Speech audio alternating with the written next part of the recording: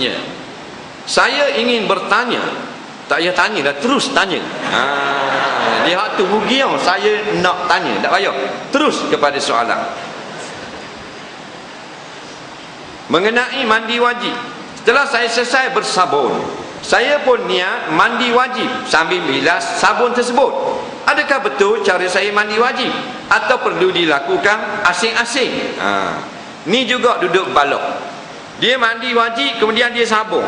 Bila sabun ni bukan benda yang dikira air mutlak. Lepas tu dia jiru pula buang air sabun tu, sah tak mandi?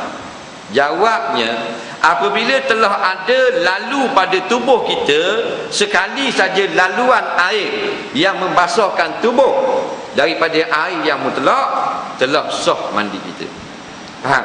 Yang tak sahnya ni, kita sabung dulu atau kita basahkan tubuh, tak niat lagi seluruh tubuh, lepas tu kita lomor sabun. Bila lomor sabun, kita ambil air cebok saja, slow jiru atas kepala, sabun pun tak tanggal habis, maka tidak terangkat hadas. Kerana tidak ada peluang air mutlak sekali melalui sekalian tubuh. Kerana sekurang-kurang syarat mandi sailanul ma' ala jami'il badan, melalukan air yang mutlak sekalian badan.